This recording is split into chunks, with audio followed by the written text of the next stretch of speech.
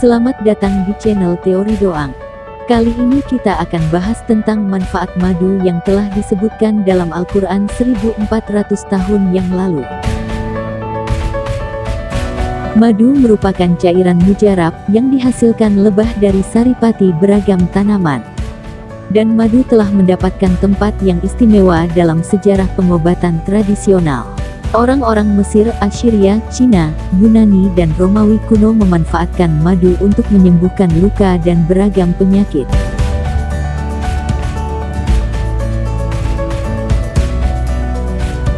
Baik dalam Al-Quran ataupun hadis Nabi Muhammad SAW juga memberikan keterangan akan khasiat madu yang menyembuhkan ini.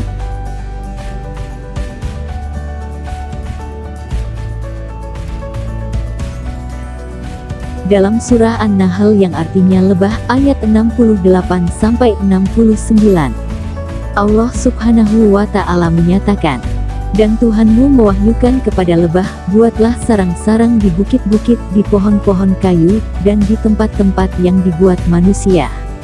Dari perut lebah itu keluar minuman, madu, yang bermacam-macam warnanya, di dalamnya terdapat obat yang menyembuhkan bagi manusia.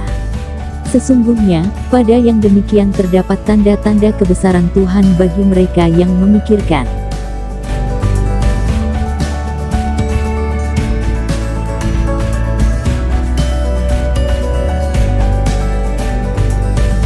Para ilmuwan akhir-akhir ini juga tergerak hatinya melakukan penelitian secara mendalam akan khasiat madu secara ilmiah.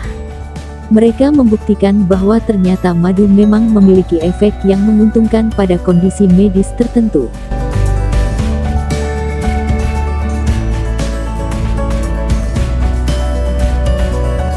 Pertama, madu dapat digunakan sebagai zat antibakteri dan jamur.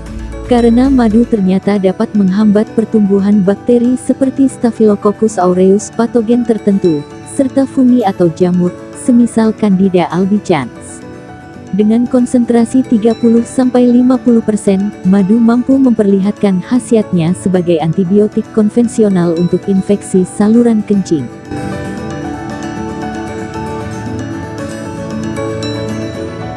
Kedua, madu digunakan sebagai anti mencret. Dengan konsentrasi hingga 40%, madu memberikan efek bakterial yang akan menghambat laju sejumlah bakteri yang menyebabkan mencret serta disentri, seperti Salmonella, Shigella enteropathogenik E. coli, dan Vibrio cholera.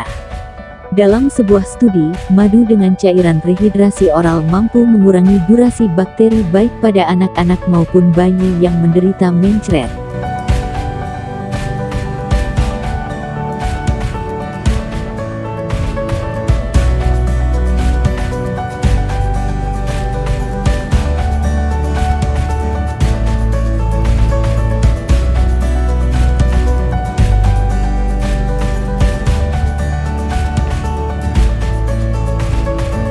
Ketiga, madu dapat digunakan sebagai penyembuh luka dan anti-inflamatori, luka bakar.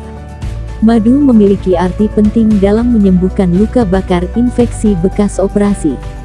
Ia sangat liat, sehingga mampu menyerap air yang berada di sekitar jaringan kulit yang terbakar. Kita bisa merujuk pada sebuah studi yang dilakukan di Afrika Barat.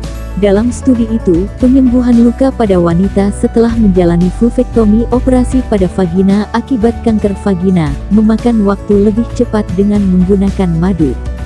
Penggunaan madu juga disarankan untuk mengurangi tajamnya bau yang diakibatkan borok pada orang yang berpenyakit kusta.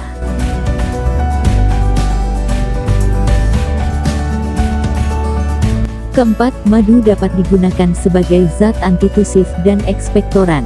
Madu yang diandalkan sebagai obat batuk ini terkait dengan kemampuannya untuk mencairkan dahak dan melegakan tenggorokan.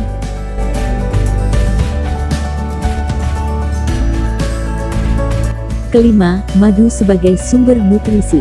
Madu yang tak terkontaminasi sangatlah sehat sebagai makanan yang alami dan mengandung banyak energi. Karena mengandung karbohidrat, protein, lipid, enzim dan vitamin. 1 sendok madu mengandung 60 kalori, serta mengandung 11 gram karbohidrat, 1 mg kalsium, 0,2 mg zat besi, 0,1 mg vitamin B dan 1 mg vitamin C.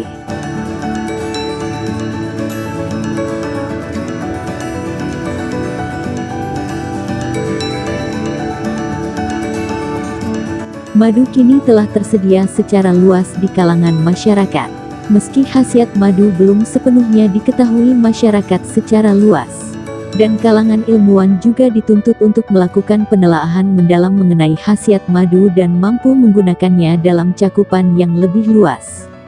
Keajaiban madu telah diungkapkan dalam Al-Quran maupun Sunnah secara indah 14 abad lalu. Penjelasan kedua rujukan suci mengenai madu ini juga telah merambah dunia sains modern yang telah menerima dan melakukan penelaahan lebih mendalam atas penggunaan madu. Al-Quran memang bukan sekadar tuntunan hidup tapi juga sumber ilmu pengetahuan.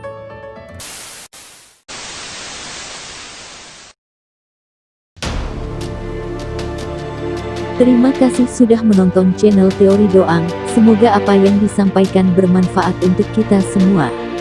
Berikan saran Anda untuk kami agar kami tetap bisa memberikan ilmu yang bermanfaat.